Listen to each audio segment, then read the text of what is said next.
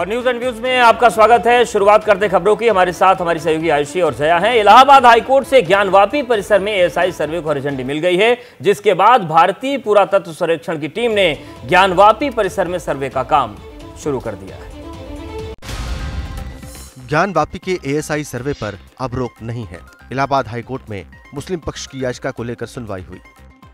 High court ने ज्ञानवापी परिसर में एएसआई सर्वे पर लगी रोक हटा दी है। डिस्ट्रिक्ट जज का फैसला तत्काल प्रभाव से बहाल किया गया। कोर्ट ने मुस्लिम पक्ष की सभी दलीलों को खारिज कर दिया और हिंदू पक्ष के हक में अपना फैसला सुनाया। ऑनरेबल चीफ जस्टिस ने ऑपरेटिव पार्ट पढ़ा, कहा कि जब स्ट्रक्चर को नुकसान नहीं पहुंचना है तो कोर्ट का ओपिनियन ये है कि वहां एएसआई सर्वे होना चाहिए। बतौर हिंदू पक्षकार मैं ये कहना चाहता हूं कि हिंदू की बहुत बड़ी जीत है और आदि विश्वेश्वर मंदिर का भव्य मंदिर का रास्ता आज से प्रशस्त हो गया। 21 जुलाई को वाराणसी जिला जज ने सर्वे का आदेश दिया था, जिसके बाद 24 जुलाई को सुबह 7 बजे टीम सर्वे के लिए ज्ञानवापी पहुंची। 24 जुलाई को सुबह 10:40 पर सुप्रीम कोर्ट में मुस्लिम पक्ष ने अर्जी दाखिल की। 24 जुलाई को ही सुबह 11:45 पर सुप्रीम कोर्ट ने एएसआई सर्वे पर रोक लगा दी। वहीं 25 जुलाई को इलाहाबाद हाईकोर्ट में मुस्लिम पक्ष ने याचिका दाखिल की। 26 जुलाई को इस मामले में सुनवाई हुई और 27 जुलाई को हाईकोर्ट ने अपना फैसला सुरक्षित रखा। लेकिन इलाहाबाद हाईकोर्ट से झटका लगने के बाद मुस्लिम पक्ष ने एक बार फिर सुप्रीम कोर्ट का दरवाजा खटखटाया है। मुस्लिम पक्ष ने वाराणसी के ज्ञानवापी परिसर के एएसआई सर्वे को लेकर याचिका दाखिल की है, जिस पर आज सुप्रीम कोर्ट सुनवाई करेगा। सुबह 11:30 बजे मामले की सुनवाई हो सकती है। भले ही ज्ञानवापी में एएसआई सर्वे चल रहा है, लेकिन इलाहाबाद हाईकोर्ट के फैसले के खिलाफ मुस्लिम पक्ष फिर से सुप्रीम कोर्ट पहुंच चुका है। मुस्लिम पक्ष ने सुप्रीम कोर्ट में एएसआई सर्वे को लेकर अर्जी दाखिल की है, जिसमें मुस्लिम पक्ष ने आशंका जताई है कि एएसआई वहां खुदाई का काम कर सकती है। ये भी कहा गया है कि एएसआई सर्वे से पूरे मामले पर असर पड़ेगा, इसलिए सर्वे पर तत्काल रोक लगाई जाए। वहीं इस मामले में अयोध्या में बाबरी मस्जिद के मुख्य पक्षकार रहे इकबाल अंसारी ने कहा कि कोर्ट ने फैसला किया है तो जांच होनी चाहिए। कोर्ट ने फैसला किया है एएसआई टीम को जांच करने के लिए। एएसआई ने जांच किया, दूध का दूध होगा, पानी का पानी होगा। मुस्लिम पक्ष की याचिका के साथ ही हिंदू पक्ष भी सुप्रीम कोर्ट पहुंच चुका है। हिंदू पक्ष ने सुप्रीम कोर्ट में कैविएट दाखिल की है और सुप्रीम कोर्ट से अपील की है कि मुस्लिम पक्ष की याचिका पर हिंदू पक्ष को सुने बिना कोई भी आदेश न दिया जाए।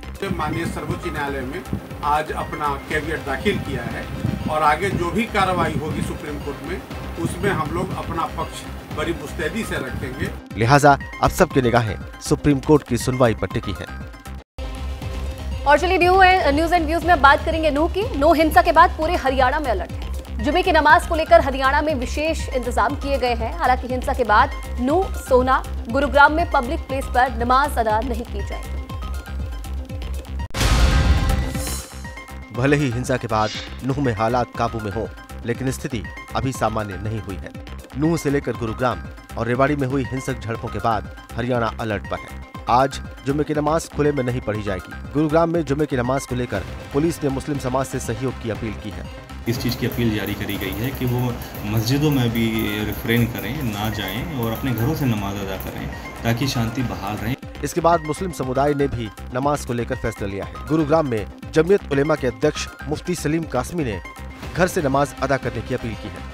मस्जिद के अंदर जो इमाम हैं और मुअज्जिनीन हजरात हैं, बस मस्जिद का अमला ही नमाज अदा कर ले, 4-5 आदमी, उससे ज्यादा कोई इकट्ठा ना हो। वहीं जुमे की नमाज को लेकर रोहतक की सबसे बड़ी नूरानी मस्जिद में भी पुलिस का पहरा है। मस्जिद के इमाम लोगों से शांति की अपील कर रहे हैं। नमाज को लेके या अपने शहर को लेके इस तरह की ना तो अभी तक कोई बात है। हालांकि पूरे प्रदेश में आज पुलिस फोर्स अलर्ट पर है। चप्पे चप्पे पर नजर रखी जा रही है। वहीं दिल्ली सर्विस बिल लोकसभा से पास हो गया है। बिल पास करने से पहले गृह मंत्री अमित शाह ने भाषण दिया और इंडिया गठबंधन पर निशाना साधा। लोकसभा में दिल्ली सर्विस बिल पास हो गया है, लेकिन राज्यसभा में आम आदमी पार्टी बड़ी लड़ाई के मूड में है। दिल्ली सर्विस बिल पर लोकसभा में हंगामा हुआ। जैसे ही बिल लोकसभा से बहुमत से पास हुआ तो विपक्ष ने सदन से वॉकआउट कर दिया।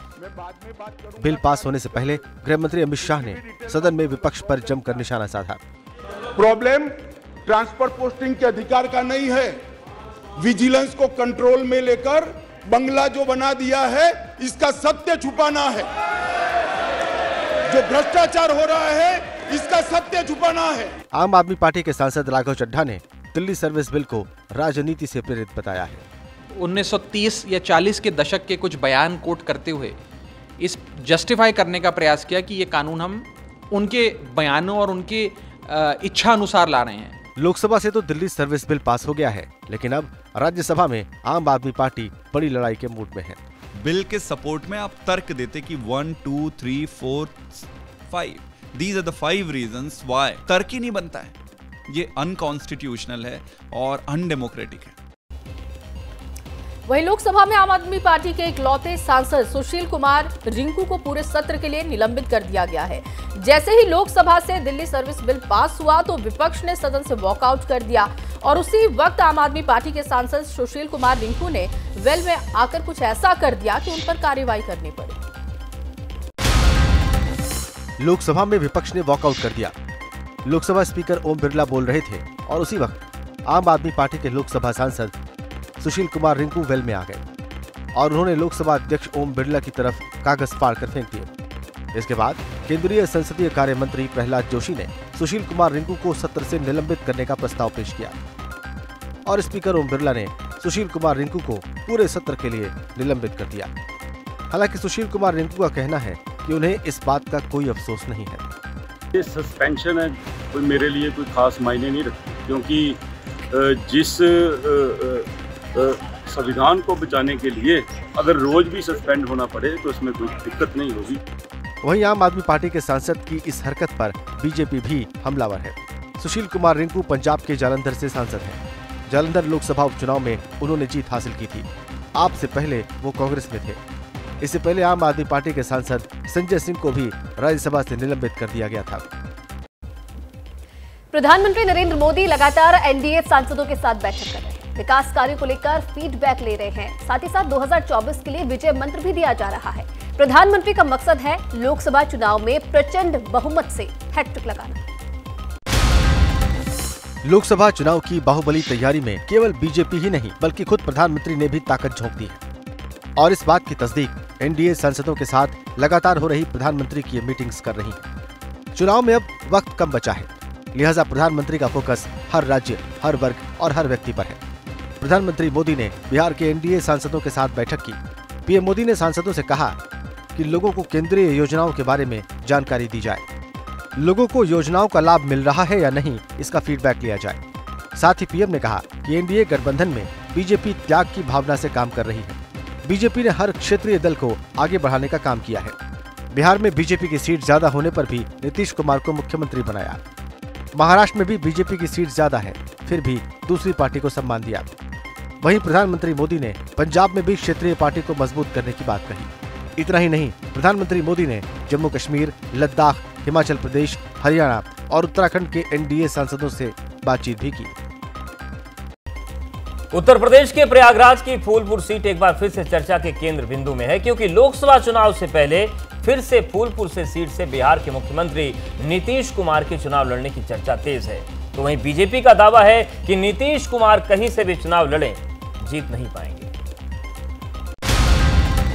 2024 में बिहार के मुख्यमंत्री नीतीश कुमार कहां से चुनाव लड़ने वाले हैं, इसको लेकर अटकलों का दौर आसमान छू रहा है, क्योंकि उत्तर प्रदेश से लोकसभा चुनाव लड़ने की मांग तेज हो रही है। प्रयागराज के फूलपुर सीट से नीतीश के चुनावी मैदान में उतरने के मुद्दे को जेडीयू ने एक बार फिर हवा दे दी है। कार्यकर्ता को हक नहीं है मांग करने का क्या? नीतीश कुमार राष्ट्रीय नेता है, तो नीतीश जी अभी चुनाव हारे हैं क्या? वहीं उत्तर प्रदेश के उप मुख्यमंत्री केशव प्रसाद मौर्य का दावा है कि नीतीश कुमार कहीं से भी चुनाव लड़ लें, जीतने वाले नहीं हैं। नीतीश कुमार जी फूलपुर उत्तर प्रदेश से लड़े चाहे बिहार से भी लड़े, लोकसभा चुनाव नहीं जीत पाएंगे। हालांकि कांग्रेस का कहना है कि नीतीश कुमार जहां से बताएंगे वहां से ही चुनाव लड़ेंगे। निश्चित उत्तर तो नीतीश जी दे सकते हैं कि वो चुनाव कहां से लड़ेंगे या नहीं लड़ेंगे। वो बिहार प्रदेश के मुख्यमंत्री है, उनको तो पूरा चुनाव लड़ना है। वैसे तो पिछले साल भी नीतीश कुमार के फूलपुर सीट से चुनाव लड़ने की चर्चा तेज हुई थी, लेकिन जेडीयू ने इसे खारिज कर दिया था। ऐसे में सवाल उठता है कि विपक्ष गठबंधन की तीसरी बैठक से ठीक पहले फूलपुर से नीतीश के चुनाव लड़ने की बहस छेड़ने के पीछे क्या प्लान है। और अब खबर मध्य प्रदेश से, जहां नर्मदा नदी ने तबाही मचा दी है। लगातार हो रही बारिश से मध्य प्रदेश के कई इलाकों में बाढ़ की स्थिति है। लोग फंसे हुए हैं, जिनके रेस्क्यू में टीमें भी लगी हुई हैं, लेकिन हालात बेहद खराब होते जा रहे हैं। सड़कों पर सैलाब, हर तरफ जल प्रहार, गुस्से में नर्मदा नदी।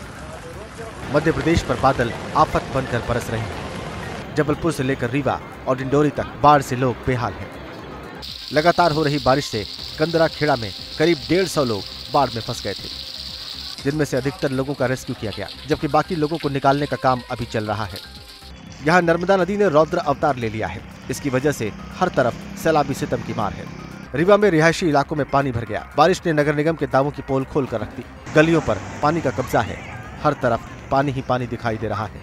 उधर शहडोल में पिछले 48 घंटे की बारिश ने सब कुछ तबाह कर दिया है। सड़कें डूब चुकी हैं, गाड़ियां डूब चुकी हैं। डिंडोरी में नर्मदा नदी गुस्से में है। जबलपुर अमरकंटक नेशनल हाईवे पर बना पुल बाढ़ में डूब गया है। पानी का शोर डराने वाला है। नदी नाले उफान पर है। जोहिला डैम के 4 गेट्स खोल दिए गए हैं, जिसके बाद का मंजर आपके सामने है। संवेदनशील इलाकों पर प्रशासन की नजर है। और अब बात यूपी की। यूपी के नोएडा में एक बार फिर से हाई राइज सोसाइटी में लिफ्ट गिरने से हादसा हो गया। एक महिला की जान चली गई, जिस पर जमकर हंगामा देखने को मिला।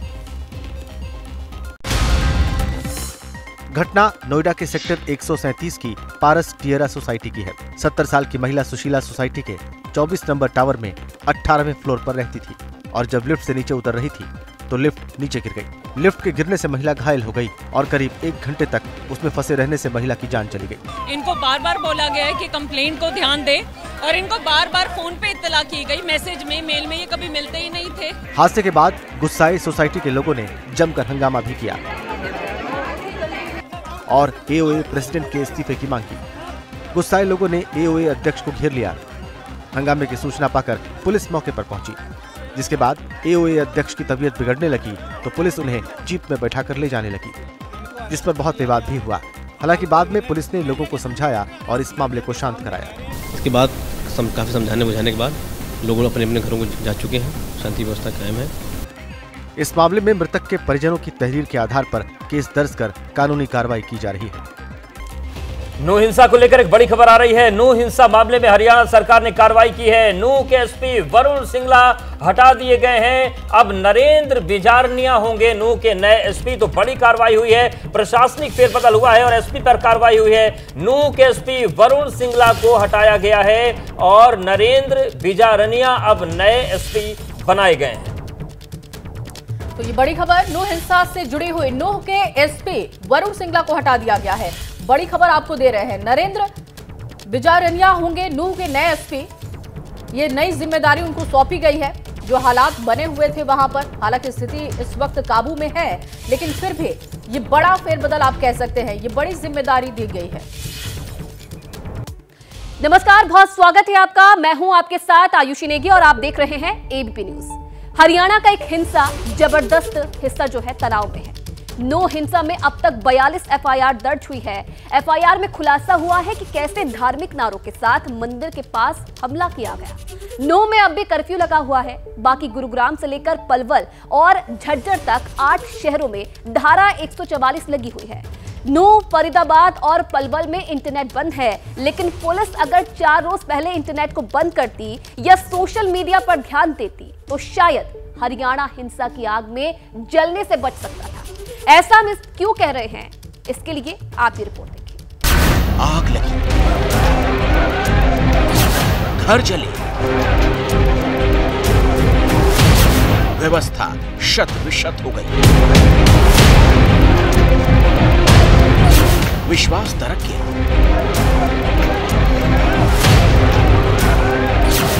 हरियाणा का एक हिस्सा हिंसा की आग में जलने लगा और सरकार का इकबाल धुआं धुआं हो गया।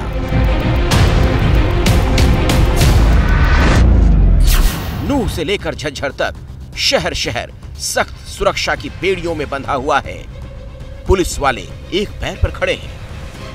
लेकिन जब मजहबी फसाद की एलानिया स्क्रिप्ट लिखी जा रही थी, जब सोशल मीडिया पर खुल्लम खुल्ला साजिशों का जाल बुना जा रहा था,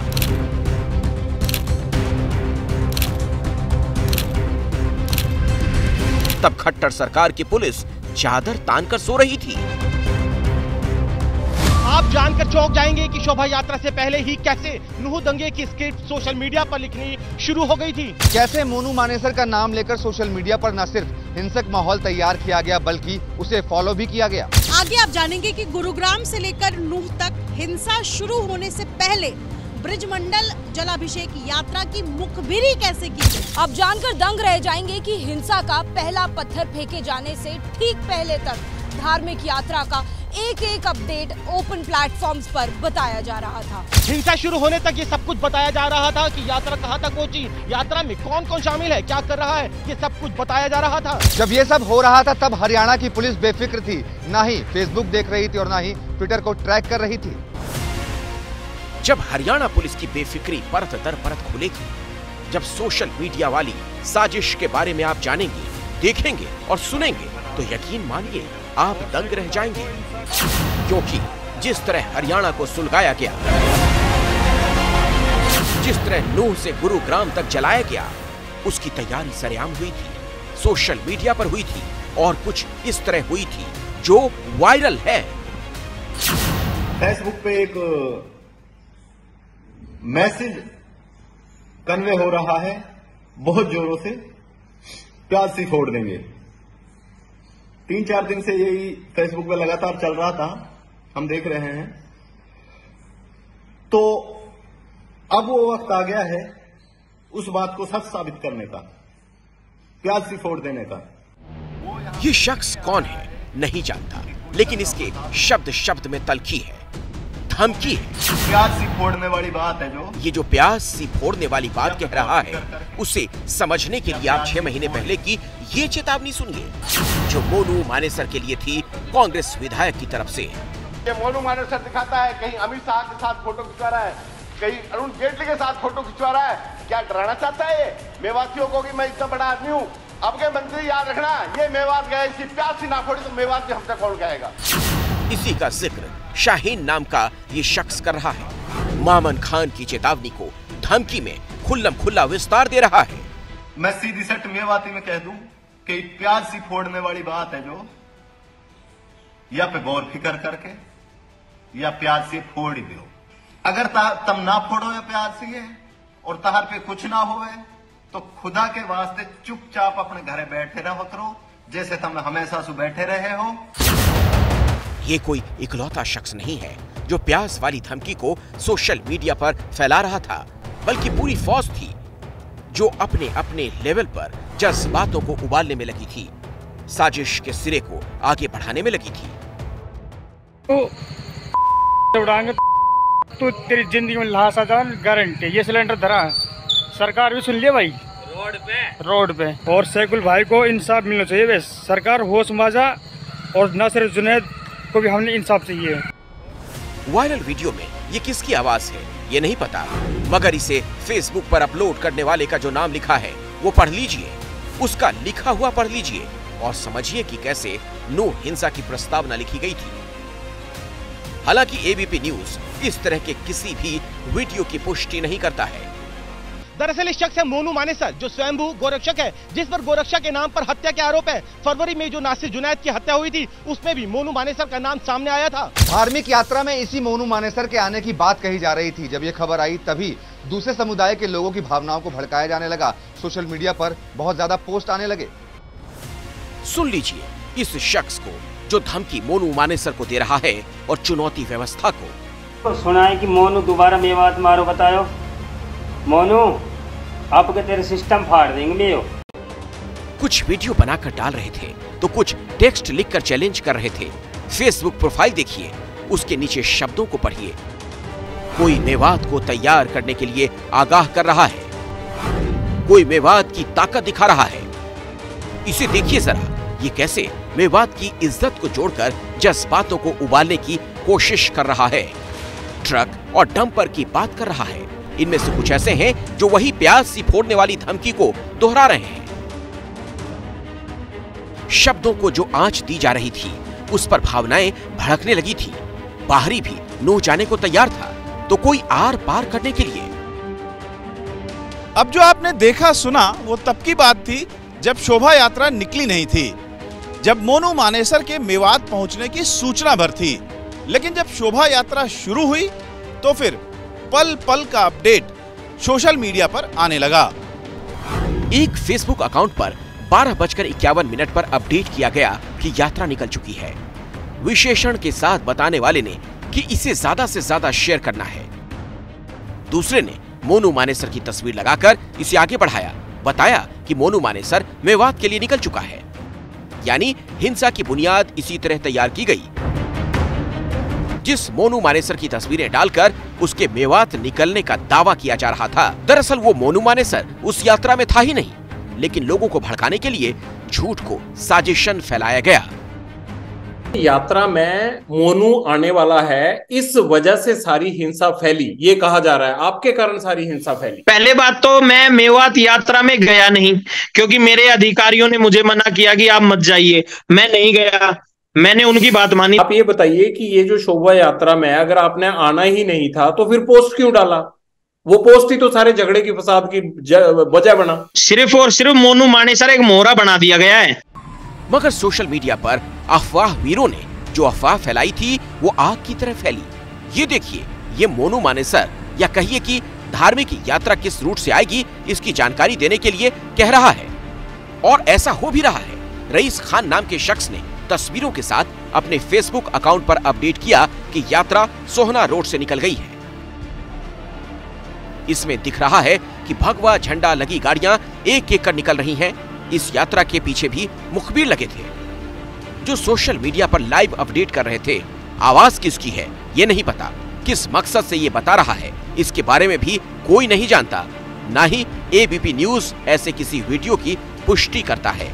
लेकिन सोशल मीडिया पर वायरल इस वीडियो में बाइक सवार बता रहा है कि यात्रा वाली बस कहां पर है, लोग क्या कर रहे हैं। ये भाई बजरंग दल वाले हैं और ये टोल टैक्स पे खड़े हैं, मेवात जाने के लिए तैयार हो रहे हैं। बाकी इनके साथ के आ रहे हैं, अभी लेडीज भी इनके साथ में है। एक बस है, एक गाड़ी है, लेडीज इनके साथ में, बाकी और इनके साथ के आ रहे हैं अभी। चूंकि एक के बाद एक कड़ी मिलती जा रही है, इसीलिए आशंका है कि सोशल मीडिया पर लिखी गई साजिश की पटकथा का ही ये एक पैराग्राफ है। इन सब के बीच शाम करीब 4 बजे एक शख्स ने कुछ यूं स्टेटस अपडेट करते हुए आगाह किया कि पुलिस आ रही है। इसके बाद जुनैद नाम का शख्स लोगों को सोशल मीडिया से पोस्ट डिलीट करने के लिए कहने लगा। लोग उसे फॉलो करने लगे, लेकिन तब तक चिंगारी भड़क चुकी थी। रात होते होते नूह में मंदिर के पास साजिश का पत्थर चला। मंदिर को घेरकर पहाड़ियों की ओर से गोलियां चली, आग लगी, जिसमें बहुत कुछ राख हो गया। शिव मंदिर के पीछे ऊंचाई पर ये पहाड़ियां और इन पहाड़ियों पर छुपे थे उपद्रवी और यहां से लगातार फायरिंग कर रहे थे। हथियार थे उनके पास, राइफल थी, जैसा चश्मदीदों का कहना है। और जब एडीजी लॉ एंड ऑर्डर ममता सिंह को इस बात का पता चला, तब वो अपने काफिले के साथ, कॉन्वॉय के साथ मंदिर के ठीक सामने वहां पर पहुंची जहां पर गाड़ियां जल रही थी। और उसके बाद पुलिस की तरफ से जवाबी फायरिंग हुई। यहां पहाड़ियों से फायरिंग हो रही थी उपद्रवियों के द्वारा, सामने से पुलिस फायरिंग कर रही थी। और उसके बाद पुलिस ने एक रास्ता बनाया और उसी घेराबंदी से इस मंदिर से, जिस मंदिर के प्रांगण में 5 से 6 हजार लोग श्रद्धालु फंसे हुए थे, जिसके अंदर बच्चे भी थी, महिलाएं भी थी, बुजुर्ग भी थे, जिनको उपद्रवी अपना लगातार निशाना बनाए हुए थे। दंगाई जैसे ही देखते कि कोई मंदिर से बाहर निकल रहा है, वो तभी उसके ऊपर फायरिंग शुरू कर देते। पुलिस की तरफ से फायरिंग हुई और उसके बाद पुलिस किसी तरीके से इन 6 हजार लोगों को यहां से निकाल कर लेकर गई। जिस मोनू मानेसर के इर्द गिर्द हिंसा की कहानियां बुनी गई, उसका दावा है ये सब लाइक सब्सक्राइब के लिए अफवाह वाले यूट्यूबरों का काम है। जो मेवात के छोटे टटकूंजी यूट्यूबर है ना, आजकल यूट्यूबर मतलब घर घर गए पत्रकार बन गए। जो यूट्यूबर जिनको पत्रकार की स्पेलिंग नहीं आती, उन्होंने सारा मामला बिगाड़ा है। सारी पोस्ट देख लेना, उन्होंने डाला ऐसा हो गया, सिलेंडर लेने बैठे हैं, फूंक देंगे, मार देंगे। तो ये तो सब कायरता वाली बात है जी। साजिश किसने रची, इसका पता लगाया जा रहा है। लेकिन हिंसा के बाद सोशल मीडिया पर यह भी लिखा गया कि प्याज सी फूट चुकी है। प्याज वाली थ्योरी देने वाले विधायक अब सफाई में क्या कह रहे हैं, ये हम आपको बताएंगे। लेकिन उससे पहले जान लीजिए, अब सोशल मीडिया पर साजिश के खुलासे के बाद हरियाणा की सरकार की नींद खुली है। तो जिस प्याज वाली थ्योरी के इर्द गिर्द हिंसा की साजिश रची गई थी, मोनू मानेसर को लेकर विधायक मामन सिंह ने जो कहा था, उस पर भी सफाई आई है। लेकिन सफाई आने से पहले सोशल मीडिया पर हिंसक प्रोपेगेंडा फैला। अब हरियाणा सरकार ने ऐसे अफवाहबाजों की जांच पड़ताल करने के लिए कमेटी बना दी है।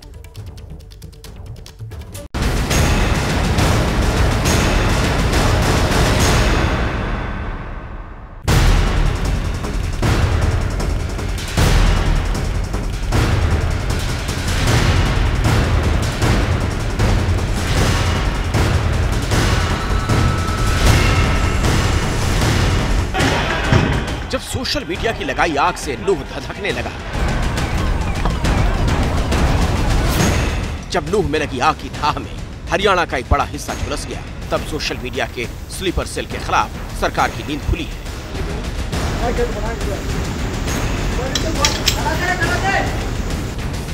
हरियाणा के गृह मंत्री एक्शन की बात कर रहे हैं। जांच कर रहे हैं, जांच करने के बाद हम सबके सामने सब बात रखेंगे। अभी ये कार्रवाई चल रही है, जो जिसने जहां किया है उसकी हम कार्रवाई।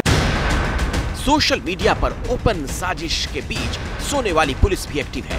अब पुलिस कह रही है मंदिर के पास धार्मिक इदारों के बीच चौतरफा हमला हुआ, यात्रा में बाधा डालने के लिए अवैध हथियारों से फायरिंग हुई, पाकिस्तान के समर्थन में नारे लगाए गए, यात्रा में शामिल गाड़ियों में तोड़फोड़ की गई, पेट्रोल छिड़क कर आग लगा दी गई। अब पुलिस ने एफआईआर की कॉपी में उन कुछ नामों का भी जिक्र किया जिन्होंने धार्मिक यात्रा में खलल डालने के लिए व्यवस्था को सूली पर टांग दिया, हंगामा किया, तोड़फोड़ की। केस दर्ज करवाने और करने वाली पुलिस ने नूह में कर्फ्यू लगा दिया है। बाकी गुरुग्राम, रेवाड़ी, पलवल से लेकर झज्जर तक धारा 144 लगी हुई है। पुलिस कह रही है अफवाह पर ध्यान ना दें। मैं अपील करता हूँ आम जनता से कि आप शांति बनाए रखें, हम किसी भी अफवाहों के अंदर विश्वास ना करें। थोड़े लोग जो हैं जो रूमर्स फैला रहे हैं उन पर किसी प्रकार से विश्वास ना करें। जब सोशल मीडिया पर हिंसक अफवाह फैलाई जा रही थी, तब खुल्लम खुल्ला सोशल मीडिया पर साजिश रची जा रही थी। तब ना तो पुलिस अधिकारियों को फिक्र थी, ना इंटेलिजेंस विभाग को परवाह थी। वो पोस्ट बताया जाता है, लेकिन हिंसा का तो वो है, वो जो बैठा है एक वहां पे विधायक, वो सांप बना बैठा है जी, वो ही करा रहा है जो कुछ करा रहा है कि फिरोजपुर झिरका का मैं हो गया, उसको वोट की राजनीति करनी है। बताओ वहां पे संसद में वो ये कहने जरूरी थी कि मैं प्याज सी फोड़ दूंगा, वो फोड़ दूंगा, मेवात में आओ। ये मोनू मानेसर जिस विधायक का जिक्र कर रहा है, ये वही मामन खान है जिन्होंने प्याज वाली हिंसक थ्योरी दी थी, जिसके इर्द गिर्द सोशल मीडिया पर हिंसा की साजिश गढ़ी गई। अब मामन खान सफाई दे रहे हैं। मेरे बयानों को तरह तरह को दिखा रहे हैं। 5 महीने पहले का बयान है ना, वहां मोनू मानेसर आया उससे कनेक्टेड कर रहे हैं। मोनू मानेसर के ऊपर बोला था ना कि ये जो थी इनकी ब्रिजमंडल शोभा के ऊपर बोला था मैंने। हमेशा मुसलमानों ने जब भी ब्रिजमंडल शोभा यात्रा निकली उसका साथ दिया है। जो होना था वो हो चुका। हिंसा की आग में हरियाणा झुलस चुका है, समाज का विश्वास दरक चुका है। यकीन मानिए, अगर सरकार समय से जग जाती, सोशल मीडिया के अफवाहबाज स्लीपर सेल पर शिकंजा कसती, तो आज इंटरनेट बंद करने की नौबत ही नहीं आती। हरियाणा के शहर शहर में यूं कदर ना मचता, कई जानें बच जाती। एमपी के सिंगरौली में बीजेपी विधायक के बेटे की दबंगई सामने आई है। सिंगरौली से बीजेपी विधायक रामलल्लू वैश्य के बेटे विवेकानंद वैश्य पर एक आदिवासी युवक को गोली मारने का आरोप लगा है। गोली लगने से घायल युवक को अस्पताल में भर्ती करवाया गया है। पीड़ित की शिकायत पर पुलिस ने एफआईआर भी दर्ज कर ली है और आरोपी की तलाश में जुट गई है। बड़ी खबर, एमपी के सिंगरौली में हमले में घायल युवक को फिलहाल अस्पताल में भर्ती करवाया गया है। एक युवक को गोली मार दी गई और आरोप लगा है सिंगरौली से बीजेपी के विधायक रामलल्लू वैश्य के बेटे पर, जिसका नाम है विवेकानंद वैश्य। इसने एक आदिवासी युवक को गोली मारी है, आरोप लगा है, और गोली लगने से घायल युवक को अब अस्पताल में भर्ती करवाया है। हालांकि अब पीड़ित की शिकायत पर पुलिस ने एफआईआर भी दर्ज कर ली है और आरोपी की तलाश में पुलिस जुट गई है। एफआईआर की कॉपी भी आप देख रहे हैं अपनी स्क्रीन पर।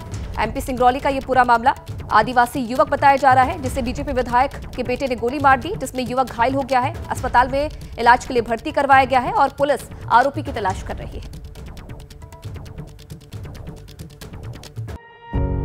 पत्रकारिता कोई इमोशन नहीं है, ना अपना कोई ज्ञान देना है और ना कोई विचार थोपना है। पत्रकारिता क्या है?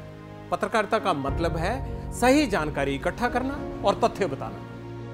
पत्रकारिता आज जितने महत्वपूर्ण दौर में है, शायद पहले नहीं थी। इस दौर से निकलने के लिए सिर्फ सच दिखाने की जरूरत है, वो सच जो आपके हित को आगे रखे। इसलिए अब रात 9 बजे प्राइम टाइम नहीं होगा, ये आपका टाइम है। जगविंदर पटियाल के साथ देखिए पब्लिक इंटरेस्ट 17 जुलाई से सोमवार से शुक्रवार रात 9 बजे सिर्फ एबीपी न्यूज पर।